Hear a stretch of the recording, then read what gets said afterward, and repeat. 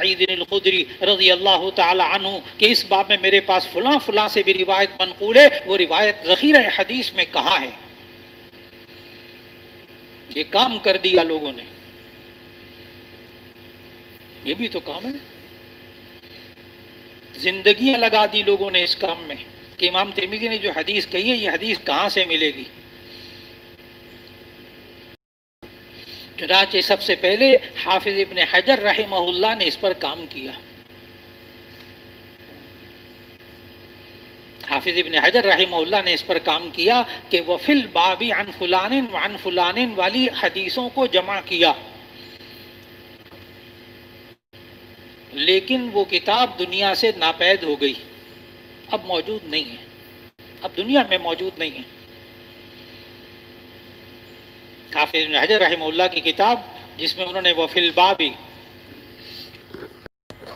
عن فلان وعن فلان کہہ کر ذکر کی تھی باتیں، حدیث کو جمع کیا تھا، ترمذی میں جہاں جس جس حدیث کی طرف اشارہ کیا انہوں نے جمع کر کے تیار کر دیا، لیکن وہ کتاب وجود میں نہیں ہے۔ بعض محدثین کہتے ہیں چھپی نہیں تھی، لکھ لی تھی انہوں نے، بہت سے محدثین کے سامنے پیش بھی کی،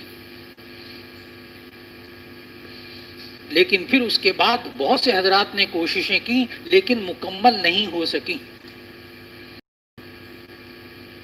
پھر اس کے بعد دور جدید میں ابھی حاضر میں کچھ ہی سال گزرے ہیں کہ کراچی میں نوریہ کے استاد الحدیث شیخ الحدیث حضرت مولانا ڈاکٹر حبیب اللہ مختار شہید رحمۃ اللہ علیہ، انہوں نے یہ کام شروع کیا اپنی زندگی میں، اور چند جلدیں چھپ گئیں، پھر وہ شہید ہو گئے، کچھ مسودے پڑے ہوئے تھے، عرصے تک یہ بات یوں ہی پڑی رہی۔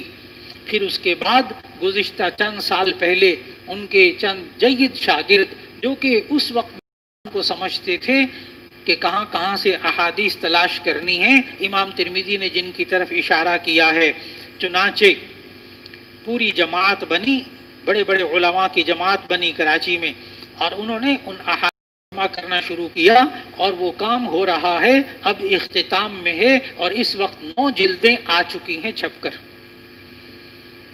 صرف کام کیا ہے کہ امام ترمذی نے جہاں جہاں وفی الباب عن فلان وعن فلان، ہم اس حدیث کو تلاش کریں گے، تلاش کر کے لکھ دی حوالوں کے ساتھ، 9 جلدیں آ گئی ہیں، مارکیٹ میں ملتی ہیں، اور اس کا نام ہے کشف النقاب، عربی میں کشف النقاب فیما قال الترمذی وفی الباب۔ کشف النقاب، نقاب سمجھتے ہیں نا، وہ عورتیں جو نقاب لیتی ہیں پردہ کرنے کے لیے، اس کو کیا کہتے ہیں؟ نقاب۔ کشف النقاب، وہ جو امام ترمذی نے نقاب اوڑھ دیا تھا نا وہ فی البابی کہہ کر، پردے میں وہ روایات تھیں، اس کشف النقاب، اس نقاب کو کھول دیا، فیما قال ترمذی وفی الباب۔ کتاب کا نام سمجھ میں آیا؟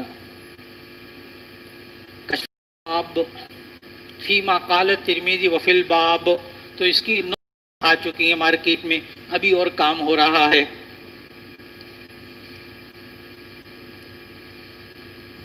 تو 7ویں خصوصیت میں نے کیا لکھوائی کہ امام ترمذی رحمہ اللہ عام طور پر ایک روایت لاتے ہیں، بس ایک باب میں ایک روایت، کہیں کہیں یہ 2 روایتیں، بہت کم ہے کہ 3 بس، ورنہ ایک روایت بس۔ اور باقی اگر ان کے پاس اور روایتیں موجود تھیں، احادیث ان کے پاس علم میں تھیں، تو انہوں نے پھر وہاں یہ کہہ دیا وفی الباب عن فلان وعن فلان، وعن فلان وعن فلان کہتے ہوئے وہ صحابی کا نام لیتے ہیں کہ اس باب میں فلاں صحابی سے بھی روایت ہے، فلاں صحابی سے بھی روایت ہے۔ بہت قیمتی باتیں۔ جامع ترمذی کی خصوصیت نمبر 8،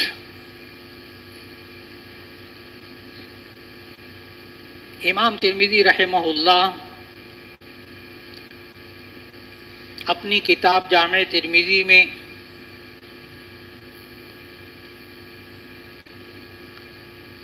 اگر حدیث طویل ہو،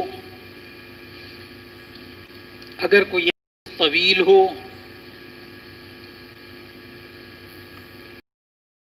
تو اس اس حدیث میں سے اپنی کتاب میں صرف وہ حصہ ذکر کرتے ہیں، وہ حصہ ذکر کرتے ہیں جو اس مسئلے سے متعلق ہوتا ہے. اس طویل حدیث میں سے حدیث کا وہ حصہ ذکر کرتے ہیں جو اس مسئلے سے متعلق ہوتا ہے، باقی حدیث کو ذکر نہیں کرتے.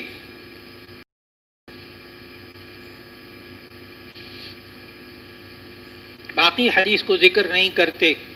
اس لیے جامع ترمذی کی احادیث مختصر ہیں، اس لیے جامع ترمذی کی احادیث مختصر ہیں.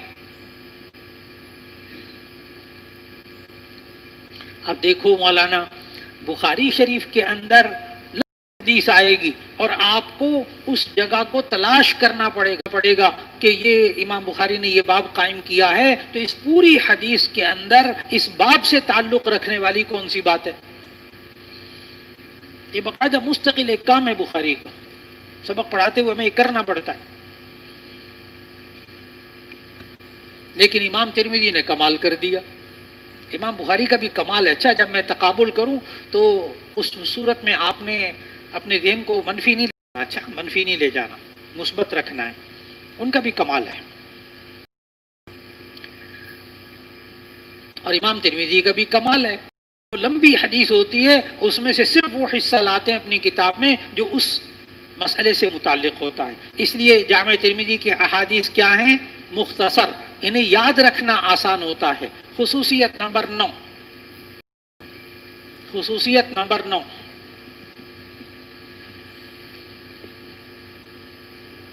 اگر کسی حدیث کی سند میں، اگر کسی حدیث کی سند میں اضطراب ہو، اضطراب الف طا را الف با، اگر کسی سند میں اضطراب ہو تو امام ترمذی رحمہ اللہ، تو امام ترمذی رحمہ اللہ اس اضطراب کی تشریح کرتے ہیں، اس اضطراب کی تشریح کرتے ہیں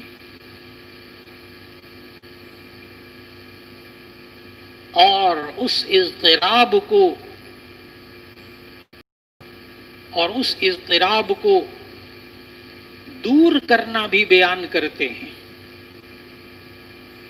اس اضطراب کو دور کرنا بھی بیان کرتے ہیں. یہ میں نے لکھوا تو دی خصوصیت نمبر 9، لیکن اس کی تفصیل میں نہیں جاؤں گا کیونکہ یہ مستقل موضوع ہے جو چند دنوں بعد آنے والا ہے جہاں اضطراب آئے گا. اب میں ابھی سمجھانے کے لیے آپ لوگوں کو اتنا بتا دیتا ہوں جس سے ذہن کھل جائے گا کہ اضطراب کا مطلب ہوتا ہے اختلاف. بس اتنی سی بات ہے. اضطراب کا معنی اختلاف، یعنی ایک راوی کہتا ہے میں نے فلاں سے سنا، فلاں سے سنا، فلاں سے سنا، دوسرا کہتا نہیں میں نے فلاں سے سنا، فلاں سے سنا، تیسرا کہتا نہیں مجھے فلاں. اختلاف ہو گیا نا. اب اس میں سے صحیح کیا ہے؟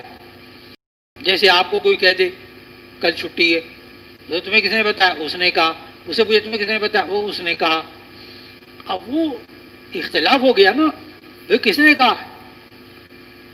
بالکل اسی طرح سند کے اندر اگر اضطراب ہو یعنی اختلاف ہو تو امام ترمذی کی عادت یہ ہے کہ پھر وہ اضطراب کو بیان کرتے ہیں. وجہ پتہ کیا ہے؟ دیکھو، اگر اس سے پوچھا کل چھٹی کے بارے میں تمہیں کس نے بتایا؟ کہنے لگے فلاں نے بتایا. ٹھیک ہو گیا. پھر اس سے پوچھا تمہیں کس نے بتایا؟ کہتے فلاں نے بتایا. اسے پوچھا، وہ کہتے نہیں فلاں نے بتایا. اب بتاؤ یہ بات کمزور ہو گئی کہ نہیں؟ اختلاف ہے نا، پتہ نہیں کس نے کہا ہے اصل میں. تو اضطراب سے وہ روایت کمزور ہو جاتی ہے. جب تک اس اضطراب کو، اختلاف کو دور نہ کیا جائے وہ روایت قابل استدلال نہیں ہوتی. یہ باتیں انشاءاللہ لکھواؤں گا، یہ بھی صرف سمجھانی تھی بس. اس کے بارے میں تفصیل، بڑی تفصیل ہے ماشاءاللہ کہ اضطراب کو دور کیسے کرتے ہیں، اضطراب کا حکم کیا ہے. لیکن ابھی میں نے ذہن بنا دیا کہ اضطراب کتنی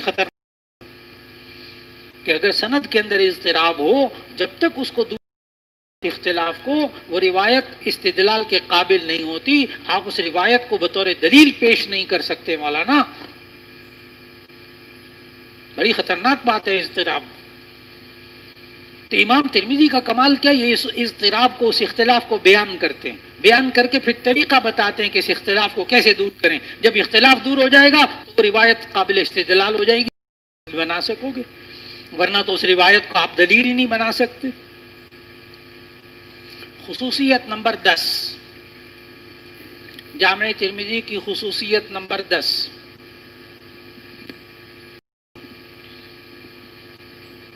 امام ترمذی رحمہ اللہ کی جامع ترمذی میں یہ بھی عادت ہے، امام ترمذی رحمہ اللہ کی جامع ترمذی میں یہ بھی عادت ہے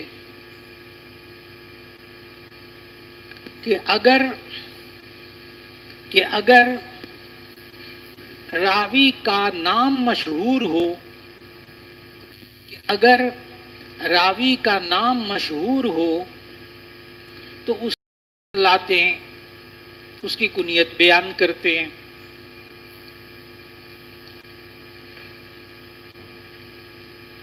اور اگر وہ راوی کنیت سے مشہور ہو تو اس کا نام بیان کرتے ہیں.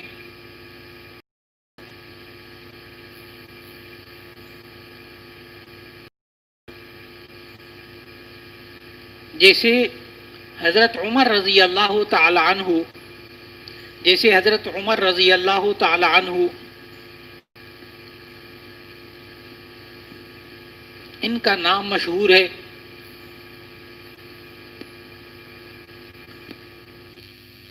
لہذا امام ترمذی ان کی کنیت بیان کرتے ہیں کہ ان کی کنیت حفص تھی، صاد، ان کی کنیت ابو حفص تھی.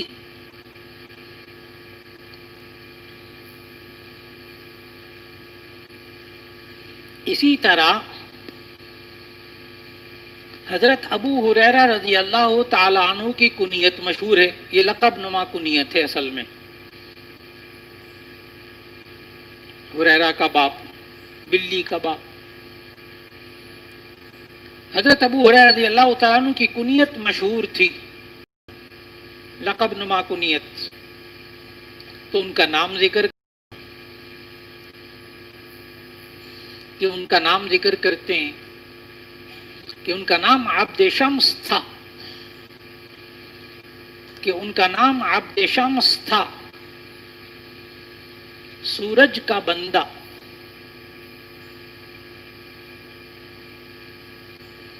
یہ شرکیہ نام تھا. نبی صلی اللہ علیہ وسلم نے ان کا اصل نام بدل کر عبد الرحمن نام رکھا. عبد الرحمن ابن صخر صاد خارا ان کے والد کا نام. حضرت ابو ہریرہ رضی اللہ تعالی نام بعد میں عبد الرحمن ابن صخر صاد خارا.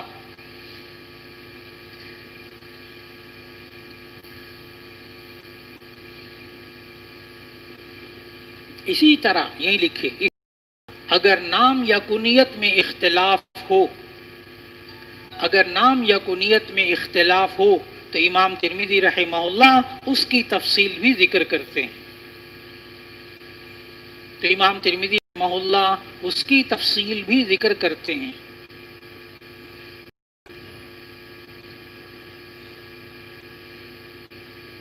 یہ پھر جہاں جہاں آئے گا وہاں انشاءاللہ بات ہوگی کہ دیکھو ان کی کنیت یہاں یہ ہے، نام یہ ہے، کنیت درست ہے، فلاں کنیت ہے. وہ انشاءاللہ ہر جو مثال آئے گی اس کے بارے میں بات کر لیں گے. ابھی فی الحال اتنا سا آپ سمجھ لیں کہ حضرت ابو ہریرہ رضی اللہ تعالیٰ عنہ ان کی کنیت مشہور ہو گئی.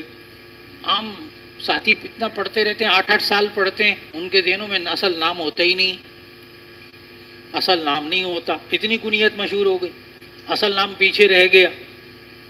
چنانچہ امام ترمذی کو اس سے بھی اختلاف ہے کہ عبد الرحمن نام رکھا تھا یا عبداللہ نام رکھا تھا. بات ہوگی اس پر آگے جا کر، ترمذی ہی میں بات آ رہی ہے آگے. یہاں تک کہ محدثین نے لکھا ہے کہ حضرت ابو ہریرہ رضی اللہ تعالیٰ عنہ کے نام کے بارے میں کہ اصل نام کیا تھا، 35 بات ہوگی اس وقت جب آئے گا. ابھی صرف بطور تبصرے کے بتا رہا ہوں کہ صرف حضرت ابو ہریرہ رضی اللہ تعالیٰ عنہ کے نام میں کیا اختلاف ہے، کتنے اقوال ہیں. وہ نام کنیت مشہور ہو گئی بس،